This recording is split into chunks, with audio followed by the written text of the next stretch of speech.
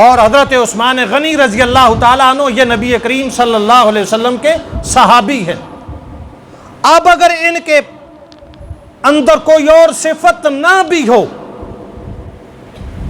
بالفرض والمحال، اگر کوئی اور صفت نظر نہ بھی آئے، تب بھی ان کے لیے اللہ کا فیصلہ ہے، رضی اللہ عنہم ورضوا، اللہ ان سے راضی ہو گیا۔ ان کو آپ کسی ترازو میں تول نہیں سکتے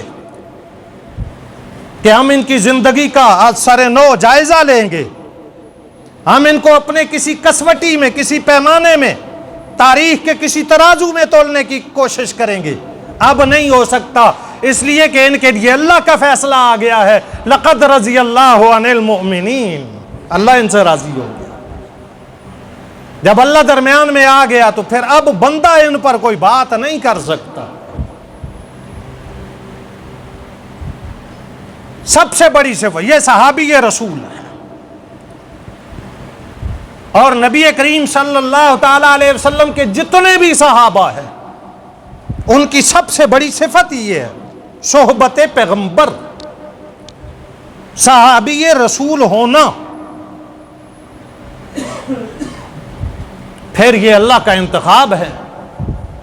حضرت عثمان غنی رضی اللہ تعالیٰ عنہ 18 ذی الحج کو آپ کی شہادت ہے۔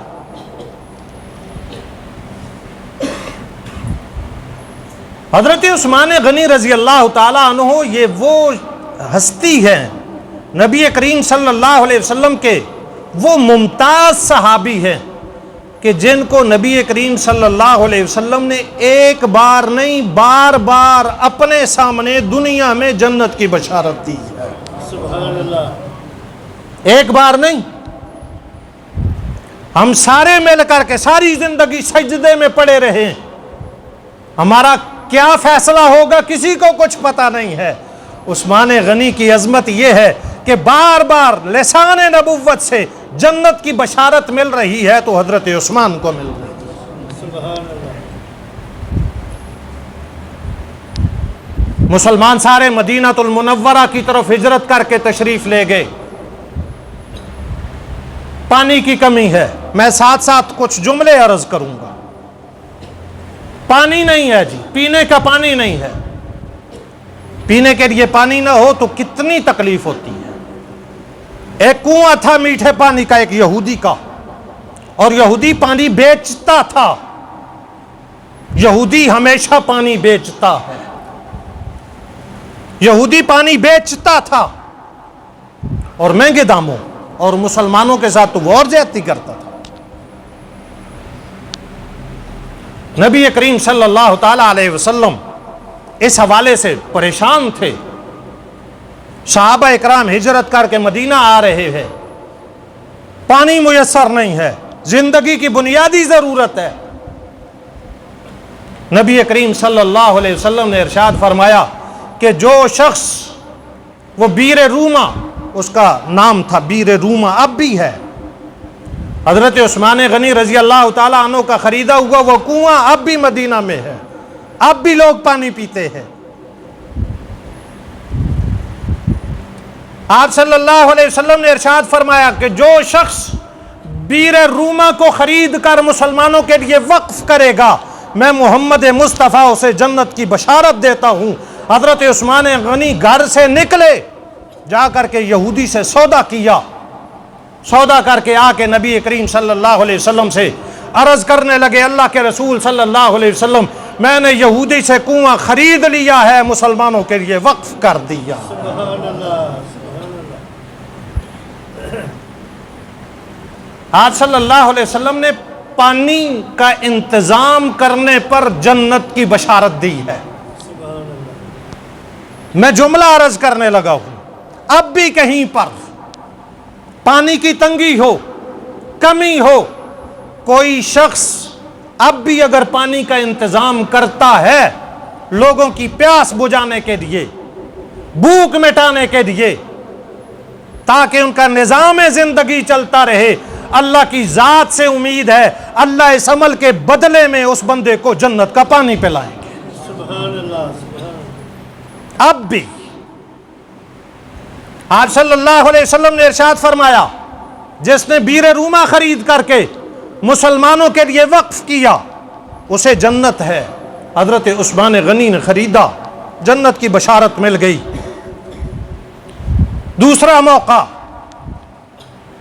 غزوہ تبوک، آپ نے سنا ہوگا، تبوک کا ایک مارکا تھا، ایک جنگ تھی، بڑا دور کا سفر تھا، بڑا مشکل راستہ تھا، مسلمان بے سر و سامانی کے عالم میں تھے۔ آپ صلی اللہ علیہ وسلم نے ارشاد فرمایا کہ جو اس سفر میں مسلمانوں کی مدد کرے گا، سواریوں کے ذریعے، اناج کے ذریعے، جس طریقے سے بھی، میں محمد مصطفیٰ صلی اللہ علیہ وسلم اسے جنت کی بشارت دیتا ہوں۔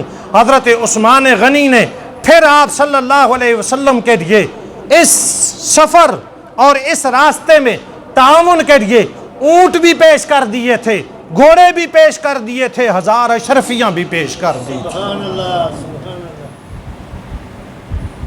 آپ صلی اللہ علیہ وسلم نے فرمایا عثمان ما ضر عثمان ما عمل بعد هذا اليوم۔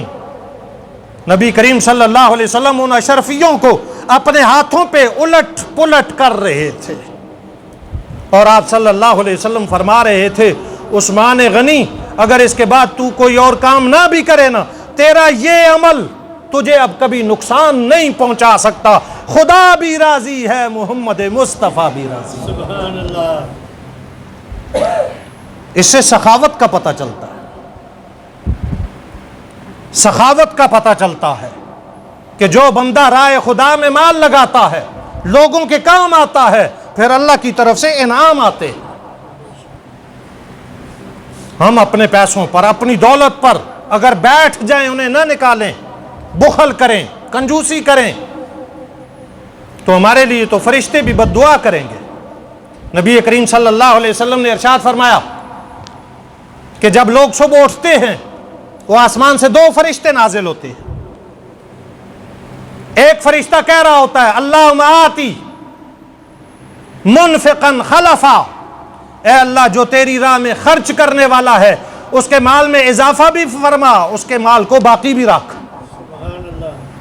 دوسرا فرشتہ کہتا ہے اللہم آتی ممسکا تلفا، اے اللہ جو مال کو روک کے رکھے ہوئے ہے، بخل کرتا ہے، کنجوسی کرتا ہے، اس کے مال کو ضائع کر دے۔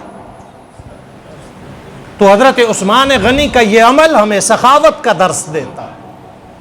اور حضرت عثمان غنی، ہم نام لیتے ہیں نا عثمان، یہ غنی کا کیا معنی ہے؟ سخی، یہ ان کے نام کا حصہ بن گیا۔ اتنی سخاوت، راہ خدا میں اتنی سخاوت، یہ حضرت عثمان غنی رضی اللہ تعالیٰ عنہ ہے۔